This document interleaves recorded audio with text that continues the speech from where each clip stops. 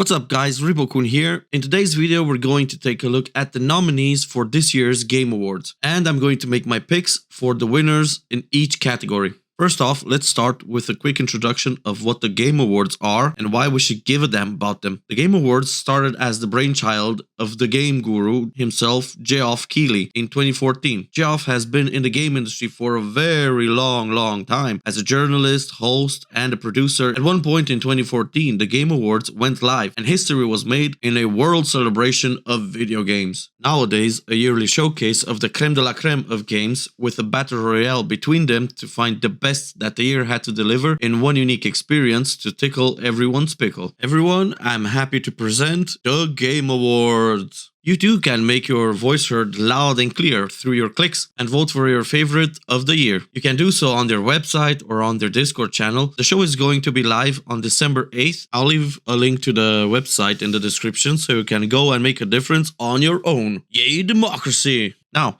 enough chit chat, let's put our big boy pants on and start plowing through these categories. As you can see, there is a huge number of categories, 31 if my eyes don't lie, and ain't nobody got time for that. We'll go through all of them and stop and have a chat about the ones that are relevant in our case. I want to go from bottom to top just so we create a bit of suspense. I'm going to skip my picks for the esports categories because the video is already super long and I want to focus on the general games categories. If you are still interested in my picks, you can check them out in the description below. Most anticipated game. Recognizing an announced game that has demonstrably illustrated potential to push the gaming medium forward. Okay, that's a lot for just a couple of trailers, but yeah. Sure. The description says what the future of gaming can bring. First off, we have Final Fantasy 16, which is looking hot as and will definitely bring some fun times in the future. I'm not so sure about the story and how it will run. They know what they're doing, except for Final Fantasy, I think it was 12. That's where they have the blonde guy with the awkward laugh. That was, I don't know what that was. Up next, Hogwarts Legacy. Another Harry Poker game is coming in this RPG style. It's supposed to make you feel like a real magician this time compared to the others. I remember playing Harry Potter and the Philosopher's Stone back on PlayStation 1. Those were the crazy days. Oh, the trailer looks good. Pre-orders are the same. It seems like there's hype for it. I don't see it revolutionizing or doing something new for the gaming industry. It's more like, hey guys, you remember the magic stuff you were having fun with when you were kids? Well, we made a new game, huh? Wanna try it? Come on, just an abracadabra. Okay, Resident Evil 4. The other remakes were good, and I think overall it's a pretty solid job they're doing with them. What a personal wish that I had for them is that they would stop dwelling on the past and try to come up with something new. Maybe storyline, or try to flip the page. At least flip the page and see if they can expand in some other way. Okay.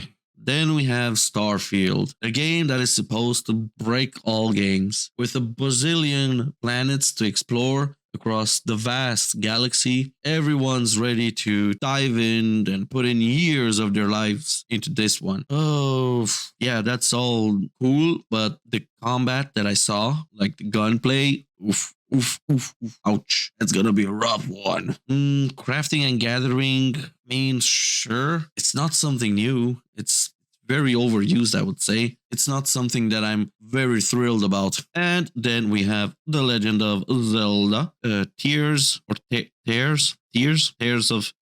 Kingdom by Nintendo. Well, this one, I don't think they can go wrong with it. They know exactly what their player base wants. They're gonna deliver that to them. They've been doing it. I mean, I'll just say Breath of the Wild. You guys know it from those like 2-3 seconds of gameplay that we have. So I'm actually looking forward to this one too, and trying it out and playing it. I'm very curious also, maybe with the storyline they have something interesting cooked up. This one gets my vote of approval. I think I'm gonna vote for Zelda. There we go. Vote submitted. Next category, Best Adaptation. Recognizing outstanding creative work that faithfully and authentically adapts a video game to another entertainment medium. Off the bat, I see something that I like and I see something that I don't like that much, and that's about it. Arcane and Edge Runners. Those two I like. Cuphead, not a big fan, haven't seen it. Sonic, meh, it's not bad, but it's the first one was good. This one's like trying to continue that path, and I appreciate it. Jim Carrey, I think he's doing a great job. Uncharted, Uncharted. What can we say about Uncharted? Well, it's a movie. It has action. It's kind of like those movies where you go in and just watch the movie, explosions, and the movie's over. That's about it. It didn't have anything extraordinary. Yeah. So back to the actual contenders. Arcane and Cyberpunk. Oof. So in terms of wait. Arcane, wasn't that in 2021? Let me check. Oh, okay. It's actually 2022. Damn. A lot happened this year. Edge Runners. Yeah, this one's gonna be hard. In regards to art style and design of the world and characters, Arcane, they were just jaw-dropping. I loved every single frame of watching this, and it was awesome to see the whole combination of color scheme in trying to weave together this story mode and trying to showcase to us, like especially to people that don't play League of Legends, how these characters came to be. And it's just overall good characters, good story, good art. It has whatever you want. Talking about those things, I think they kind of resonate with what's happening in Edge Runners case too. The only noticeable difference where kind of like it's not fair to judge them like that, I would say, but still it is. Arcane is a bit more PG-13. There's not a lot of blood, not a lot of adult stuff happening, even though people die off screen. Edge Runners doesn't take any shortcuts. They show you the entire anatomy of the human body, starting from the outside all the way through the inside, with every single possibility they get. Gore, sexy time, whatever you want, name it, and Edge Runner has it. The story also, without going into spoilers, is it's not what everyone is looking for. But I think it's very entertaining, high action oriented, and it has also pretty decent plot line, I would say. So tough choice.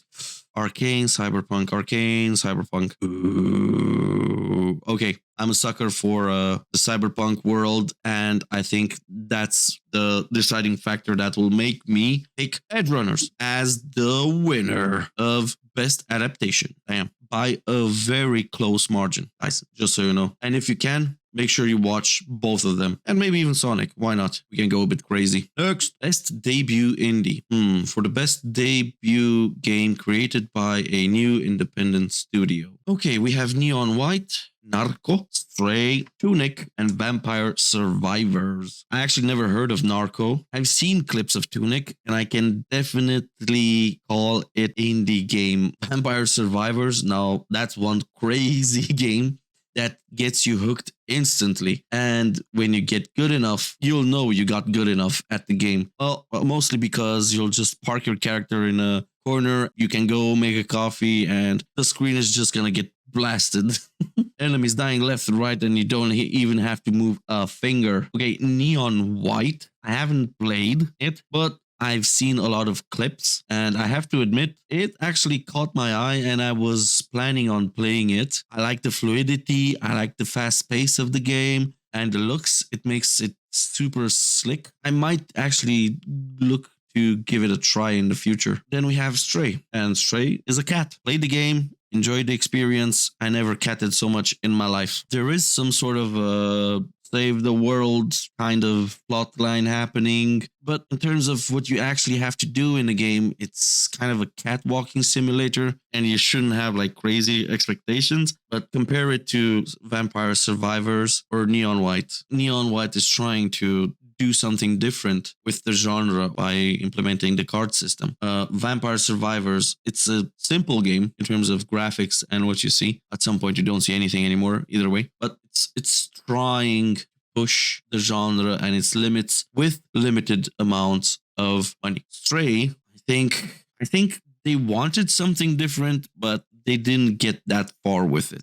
How long is even the game? Like 3-4 hours max. So it just doesn't do anything for me. I'm gonna go with Vampire Survivors. Yep. This game, if you think about it, if you look now on your mobile phone, the ads have Vampire Survivor clones. Think about that. So this game actually had an impact even as an indie game. It deserves some recognition for that. Good job. Keep up the good work. Up next, content creator of the year. I guess I'll just go with a sure pick. Blood. Yeah, everyone knows him. Everyone agrees that he's a good guy. He's been doing some nice stuff. So he can take this one. Oh, next. Best multiplayer for outstanding online multiplayer gameplay and design, including co-op and massively multiplayer experiences. Okay. Respective of game, genre, or platform. And we have Call of Duty, Modern Warfare 2, Multiversus, Overwatch 2, Splatoon 3, and Teenage Mutant Ninja Turtles Shredder's Revenge. Boy, oh boy, oh boy, oh boy. Now, this is an interesting mix we have right here. COD. Well, COD is basically what it's always been. Shooty McShoot face. Sure, some renderings of the game weren't that good. Total dumpster fires. But the new Modern Warfare 2, I think it's actually pretty nice. I'm having fun playing it, and it's decent. I'll leave it at decent. Multiversus, interesting idea. Takes a lot from Smash Bros. It's just what they bring to the table is all the Warner Brothers iconic characters that they have. It's a good business idea. You can sell a lot through it. That's not something easy to do. I mean, sure, it's easy in their case. They have a lot of characters. But after playing it for some time, as far as I can say, it's just a simplified version of Smash. Hitboxes don't listen to you because who cares what you think? And it's just nostalgia. The nostalgia to be Taz, Scooby-Doo. A lot of fun in that sense. Splatoon, I haven't played it. It doesn't look that interesting to me. TMNT, I'm not 100% why it's here. The other games, but I guess co-op is still under the same umbrella as multiplayer. Maybe they should have separated it into best co-op or best multiplayer online. Yeah, I'm not fairly convinced. And I just realized I jumped over Overwatch 2. I tried to get into the game, but I just couldn't. It's too much of everything. It's a lot of the same at the same time. The reward system is severely flawed. I mean, the game is made by Blizzard, so we know. It's a big no-no for me, for sure. I'm just gonna go with COD. I appreciate, of course, it's still not the best. They could do. I think they have way more potential to do stuff, but it's a beginning. Even though that's not an excuse. COD, you take this one for now. See you next year, I guess. Best sports/racing. For the best traditional and non-traditional sports and racing game. F1 22. Nope. FIFA 23. I play that sometimes. NBA 2K23. Nope. Gran Turismo 7. The last Gran Turismo I played was Gran Turismo 2. I guess it's more of the same, just shinier. And Oli Oli World. Never heard of it. I'm gonna pick for what I know. So FIFA, there you go. Best sim strategy. Best game focused on real-time or turn-based simulation or strategy gameplay, irrespective of platform. I do not engage with these type of games very much. They have to have big explosions and happen fast. So unless there's something super interesting that pops up, I guess I'll just go with Mario. I don't think you can go wrong with Mario, right? Especially with the new Mario movie coming up. Guys, any thoughts on that? Let me know in the comments. Boom, there you go. Controversy. Next, best family. For the best game appropriate for family play, respective of genre or platform. Kirby and the Forgotten Land, Lego Star Wars, The Skywalker Saga, Mario and Rabbids Sparks of Hope, Nintendo Switch Sports, and Splatoon 3. Well, I'm not a Splatoon guy. Nintendo Switch Sports.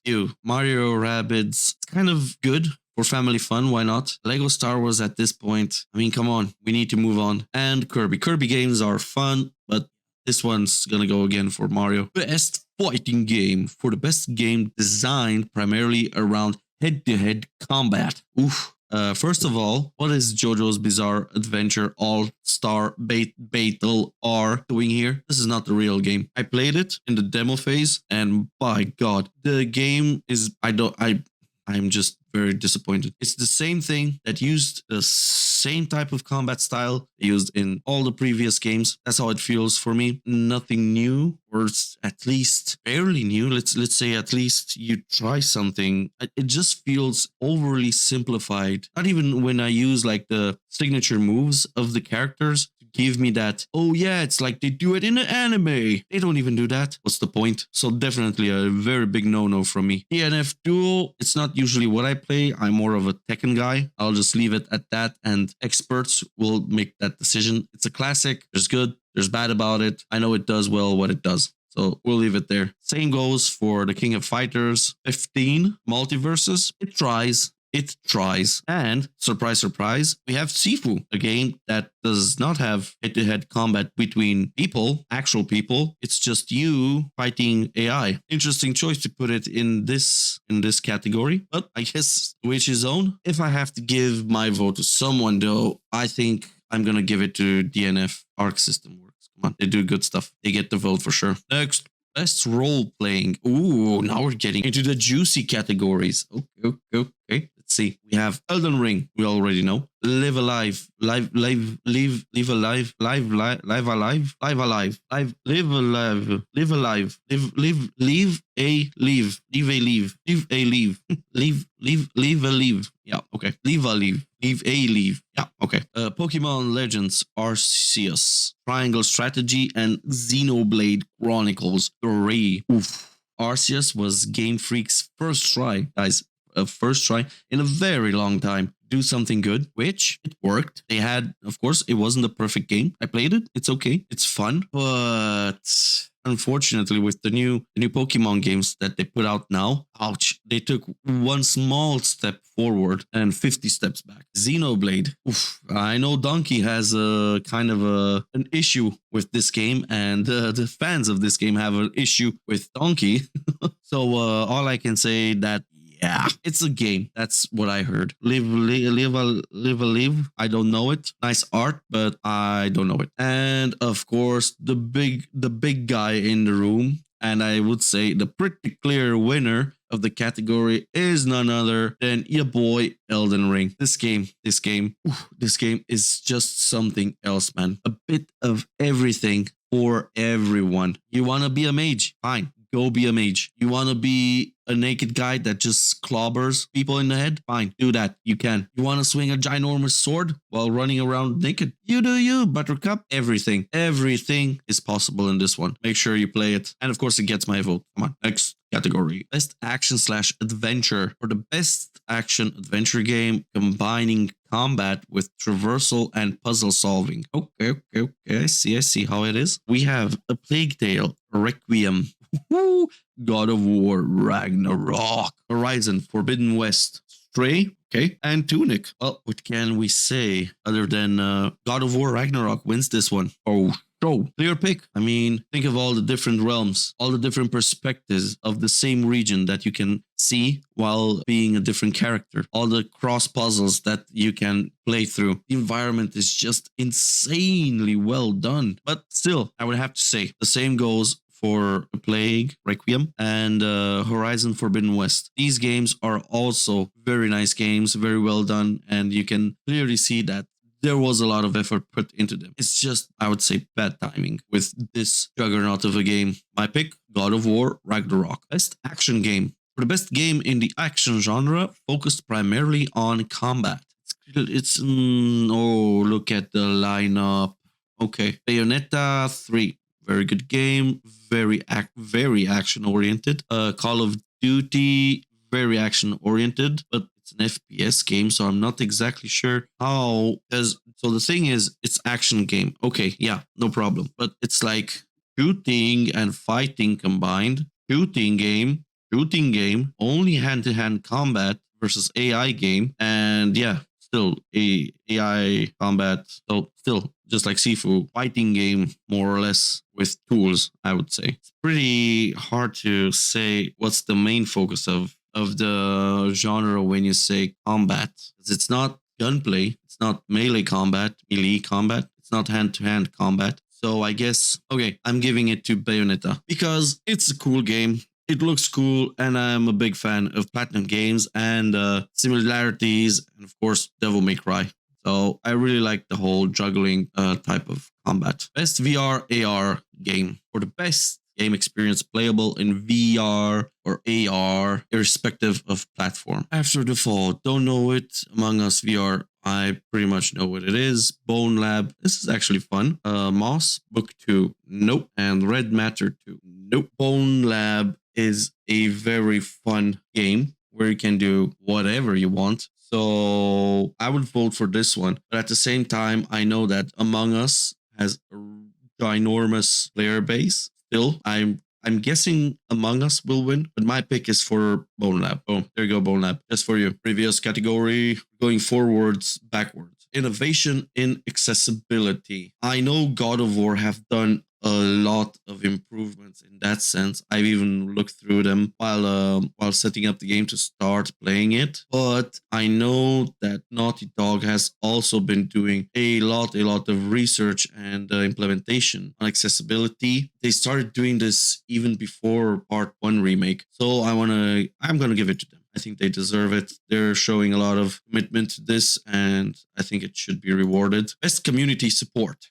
Okay, this one is recognizing a game for outstanding community support, transparency, and responsiveness, inclusive of social media activity and game updated/patches. We have Apex Legends, we have Destiny 2, we have Final Fantasy 14, we have Fortnite, and we have No Man's Sky. I've been looking up Apex quite a bit in the past months, just because I was trying to get a feeling of how the game is and plays, maybe because I wanted to try it out.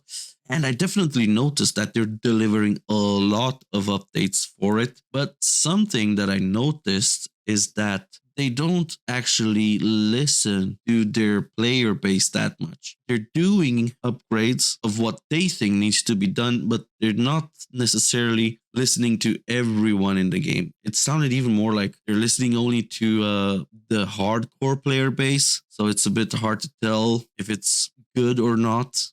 Community engagement. I played a bit of Destiny 2 and it looks content update after content update after content update. Didn't spend a lot of time on their socials though, but I guess since they're making a lot of content and people are not complaining about it too much, it must be in a good spot. Fortnite is Fortnite. Everyone is aware of what they have and what they're doing. I don't think there's much to say about it. No Man's Sky, I guess they are included because of how much better and better they got in communicating with their community over time compared to what they did in the beginning. So that's good. I'm happy for them. And finally, of course, we have Final Fantasy 14, of which I can say I have only heard good stuff from people. Good updates, good community vibes. The devs are listening to the community, and changes are usually being made to what players deem as important. So I think it's a pretty clear choice for me that I'm gonna go for Final Fantasy. Best mobile game, definitely no. Let's just give it to this one. Best Indie for outstanding creative and technical achievement in a game made outside the traditional publisher system. Ooh. Well, first and foremost, Stray. Stray is the game that made a lot of waves in the media. So that's how it got super much attention because of playing a cat. Neon looks cool, as does Sifu and Tunic. I really like them. But I think the one that actually screams, I'm an indie game, watch me, is Cult of the Lamb. The game is funny and the whole concept is just like ridiculous. So it just screams indie game from every angle. I'm gonna start believing in the Cult of the Lamb and I'll pick this one as the winner. Okay, up next we have Best Ongoing. This one is awarded to a game for outstanding development of ongoing content that evolves the player experience over time. Out of all of these, I think they're all pretty good at doing that. Even Genshin Impact if you can get over all the money you have to spend on getting all the waifus. Fortnite spending even more money on all the skins. I think in terms of new content that's being brought in, I would have to say Final Fantasy actually. Final Fantasy 14 deserves this award. Destiny 2 is also good. They're doing a good job. Apex, I think they're trying to bring in new game modes and stuff and characters, but I think Final Fantasy 14 deserves it the most. Up next, games for impact, for a thought-provoking game with a pro-social meaning or message. I haven't played any of these games, so my choice is going to be Citizen Sleeper. I like the art. I might even try it out because of it. Best performance. Oh no. Oh no. Come on, everyone. You know who's it gonna be? Who's it gonna be? Just look at those puppy eyes. How can you not give it to him? Also, one of the best performance in voice acting that I've ever witnessed. I have to give it to my man, Christopher Judge, Kratos himself. But I do want to say some things though. I believe that they should make some sort of a package together, sort of 2-for-1 thing, because Sonny Sojic, I think Atreus also deserves some recognition for all the effort he's put into the role. He's done an amazing job too, and it's just incredible the way these two interact in both real life. I've seen some of the clips of how they work behind the scenes in terms of bringing out the emotions that they need for in-game moments. And another special thing that I want to mention is Freya's voice actress. I mean, let's be honest, the amount of range, the sheer range of emotions and shifts that this character goes through in this game is just insane. So Daniela Bisutti, I think it's the name, she definitely is. It's kind of disappointing a bit that she's not at least mentioned in the list. So guys, if you have her Twitter or whatever, make sure you give her a big shout out or a like or something. She very much deserves it for her performance as Freya, for sure. But staying back on track for this one, it's for sure my man Kratos. There we go. Hula, hula, hula, hula. Putting in some good words so you can get the award. Next, best audio design. Call of Duty. Come on. Don't do me like this. Best audio design. Okay. Elden Ring, good choice. Ragnarok, same. Gran Turismo 7, interesting pick. I guess it's here because maybe they've done a lot of improvements in how they record sounds for the cars, probably. That's where I would go. And of course, Horizon Forbidden West. Again, very good work. Nice game, nice sounds. You can definitely feel that there was a lot of depth put into it in terms of what you can hear around you when you play the game. Elden Ring is very short and to the point when it comes to sound design, so I think it's fairly not simplistic but easy to understand what they were going for. And for Ragnarok, I think it's sort of the same, but they have this extra oomph to it. And what I mean by that, when you play the game, there are certain, just from the settings, you can choose to listen to specific sound cues, know when the frost axe is fully loaded, so to speak. This is just like one minor thing that I think shows the amount of detail that they thought about when thinking about audio design. Also, I love when Thor snaps to bring his hammer, to tell his hammer basically to come to him. And it's just insane what they could do in terms of little nooks and crannies, just making sounds while you're walking around in the world. So for me, this one, for the amount of detail that they've put in, it has to be God of War Ragnarok. Next, we have Best Score and Music. For outstanding music, inclusive of score, original song, and or licensed soundtracks. Xenoblade, that's a definite no-no. Metal Hellsinger, it's good. I appreciate the rockiness of it. Yes. A Plague Tale Requiem, it's there. It's nothing wow, but it's there for sure. Oh my god, the main theme for Elden Ring. Yeah, that's something special. Ooh, when you hear it the first time, just imagine when you hear it the first time in the menu, it's already epicness overload. But when you hear it at another point, which I will not mention, I think everyone played the game until now, but let's just keep it secret. When you hear it again at some point in the game, it hits you very hard.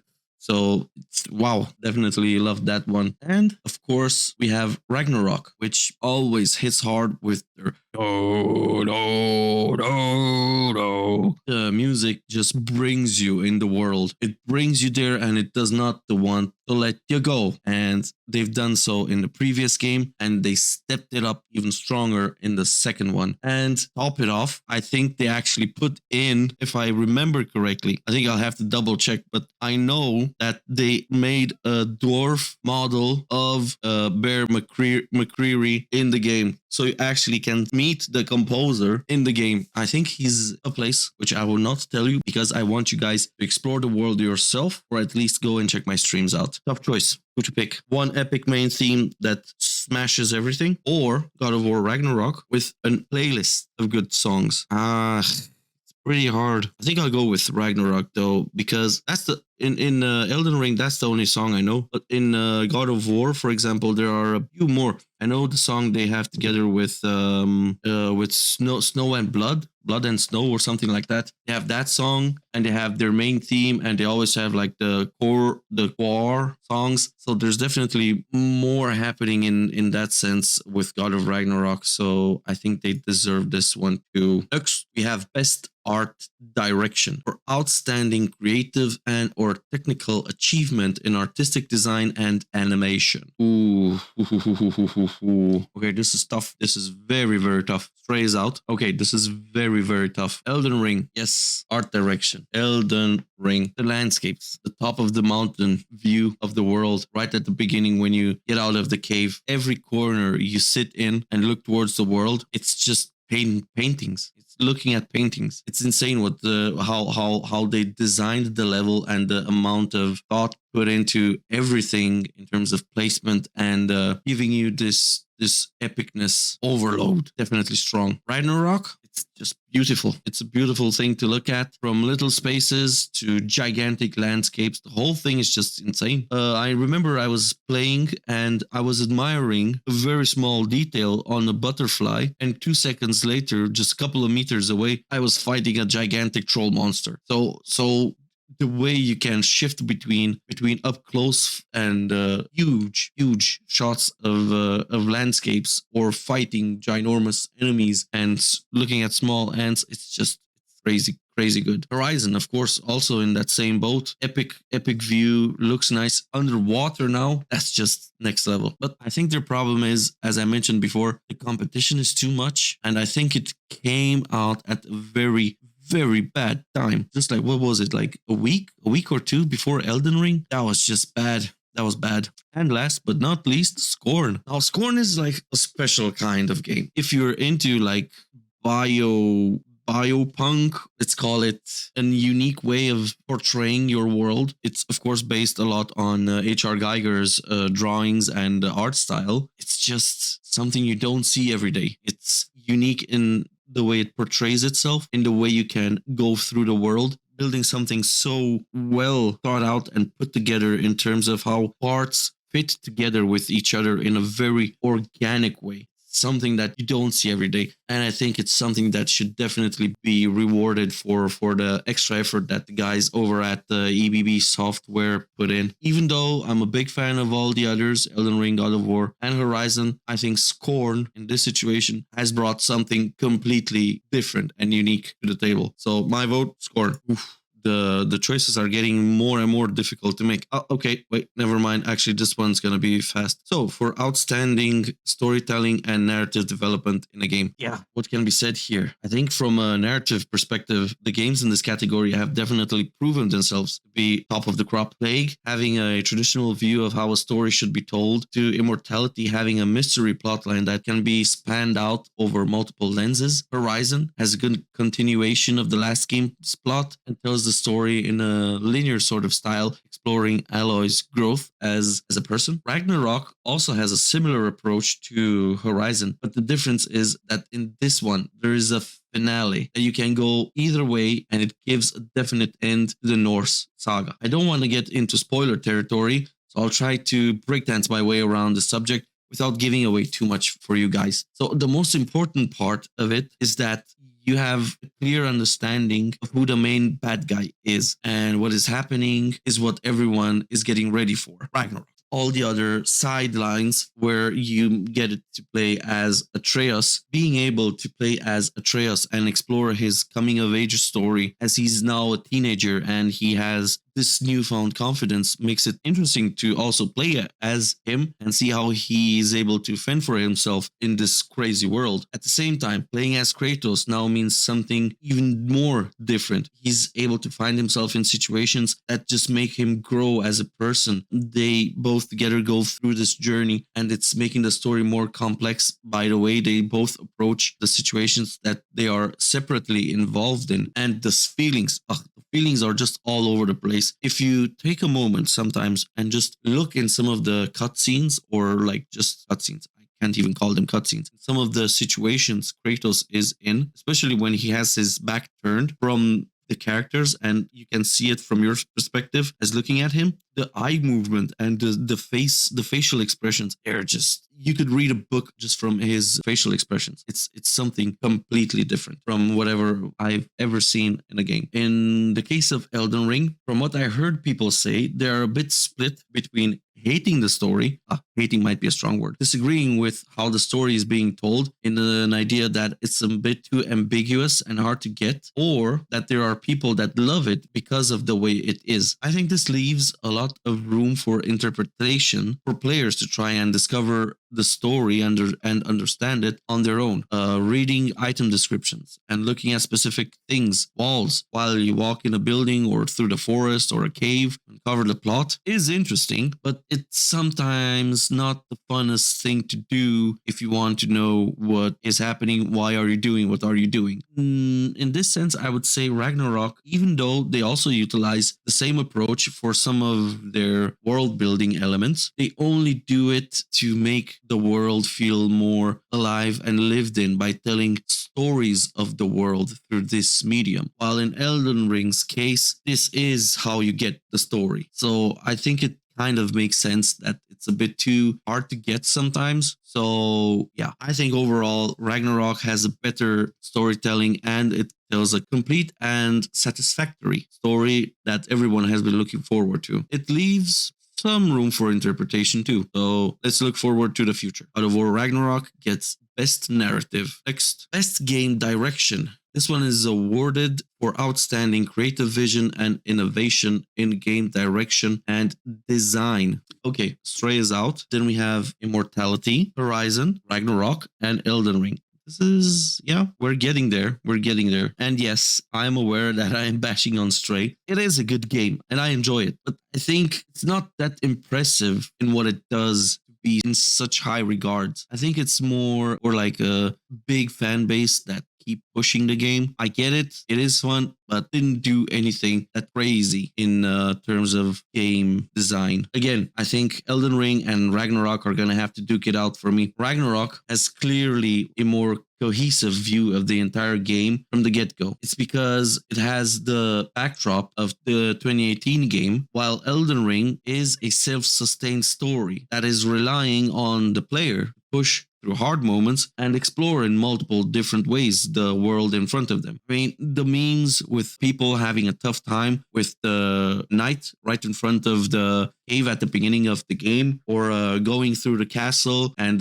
meeting Margot and fighting him only to get slapped around. So in a sense of cohesiveness, I think Ragnarok should get this one. But at the same time, if you look at the world overall, I'm actually having second thoughts. Should it be Ragnarok or Elden Ring? All of this was a bit prepared, so I kind of knew and was leaning towards Ragnarok. But the more I think about it, I think the world design and the openness that Elden Ring gives you, even though Ragnarok is sort of open world-ish, it's not the same scale as Elden Ring. and not with the same scope in mind. Elden Ring wants you to go and explore everything if you want, but Ragnarok has some clear paths that tells you exactly where to go, which kind of is a bit restrictive in a way. Damn, this is a hard one now. Ay, ay, ay, ay, ay. Okay, last minute change. I'm going with Elden Ring on this one. It's just the design of the world overall.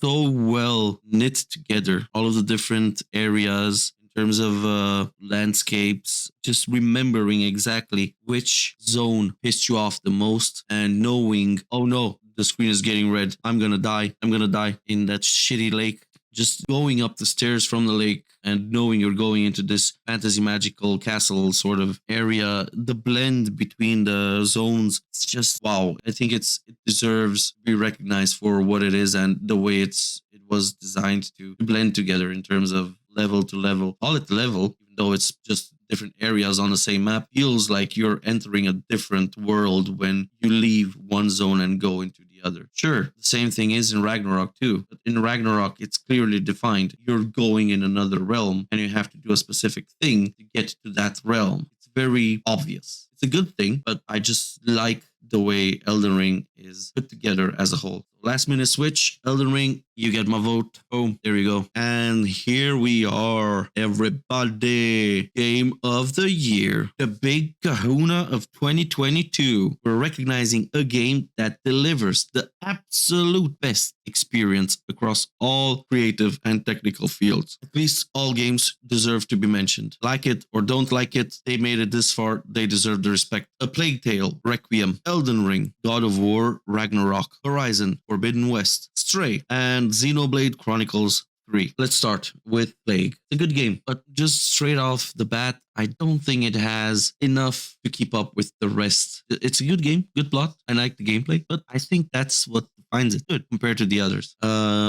Stray, the plot's fine. I like it. I liked playing as a cat, but this one, it's just been around in all the categories. And I don't see it having anything that defines it, that's saying, yes, I'm the best at doing this. The only thing that actually defines it, it's just that it's a cat simulator. And that's about it. It's cute. It's nice. It's a short game, short plot. You just go forward, do some puzzles. You're a cat, meow meow, and done. Up next, Xenoblade. I'm not sure how this game got here, but it did. So I guess the fans definitely have spoken out that this game deserves to be one of the best games. In my case, if I have to say, this game does not impress me or wow me in any sense. So I think it's good for them to be here.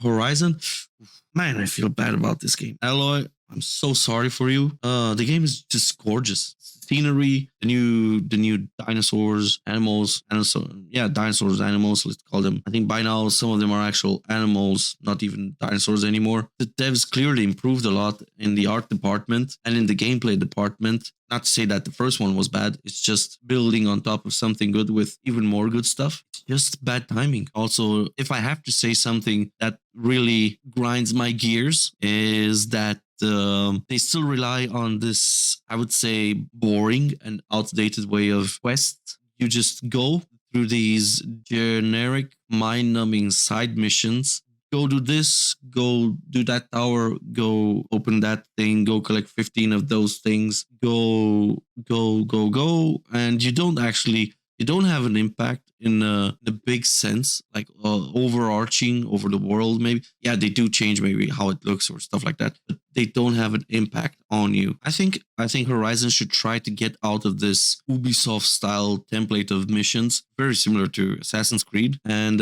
try to build their own way of engaging with their players and to make them explore the world and try to create their own little worlds, so to speak, while exploring. Up next, one of the big boys, Elden Ring.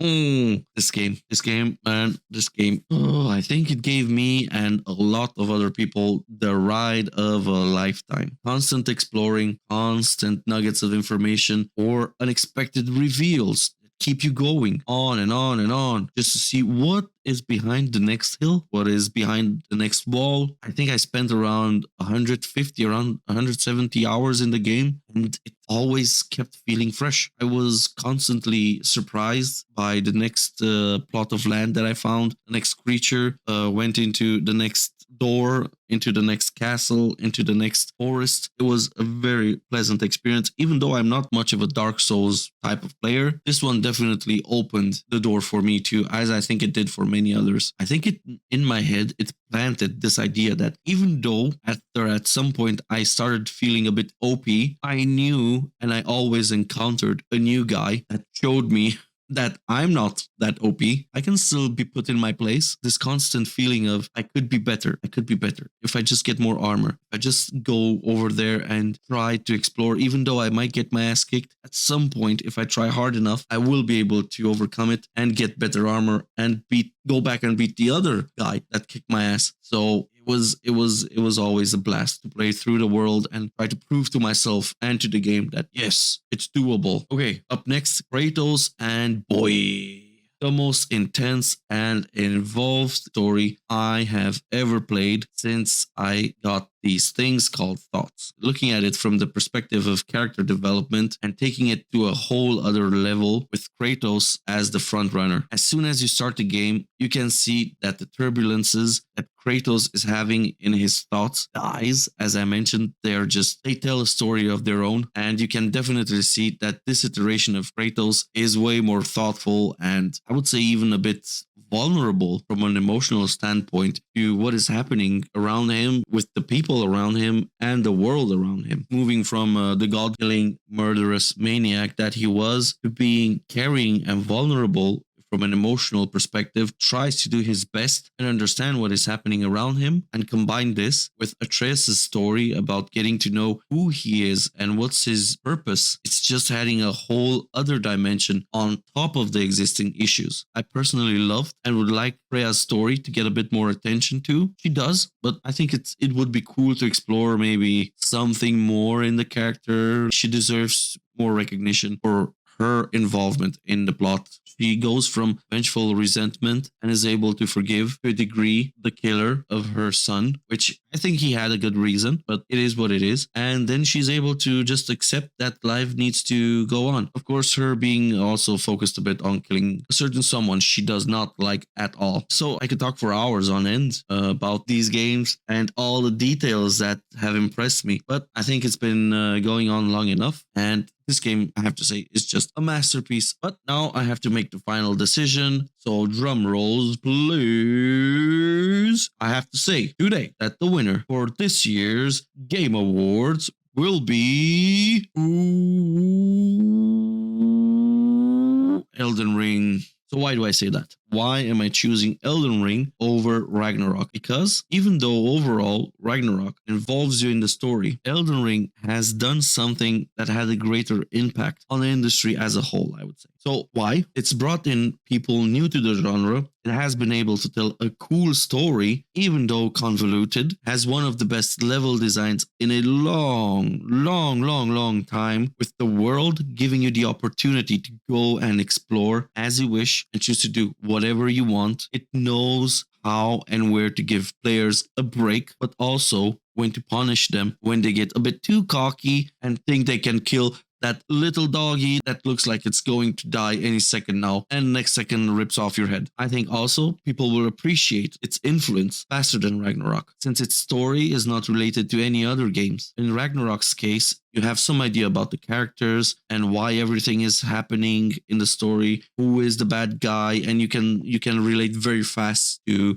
the main characters. But I think Elden Ring gives you the opportunity of you yourself becoming the character and trying to write your own story. So, final choice, Elden Ring for Game of the Year. Even though in 2018, while God of War was neck and neck with Red Dead Redemption, God of War won Game of the Year. So we actually might see an upset where God of War Ragnarok could still be a winner, which I would still be totally fine with. So I made my pick, but I would be okay with either one of these two winning. I would still be more than happy. And we have covered all categories. Let's have a quick overview of them all. Okay, it's looking nice. The battle would definitely be between Elden Ring and God of War, but I am ready to see some upsets and surprises in some of the categories. Something like Xenoblade 3 getting score and music. I've also heard people saying a lot of positive things about that, so it could make a splash. Who do you think will win Game of the Year? Which category interests you the most and why? What's your favorite game of the year? Maybe it's not even mentioned at the Game Awards. Make sure to let me know in the comments below. Thanks a lot for watching the video, and remember to like, leave a comment, and subscribe if you haven't already. Ribokun out.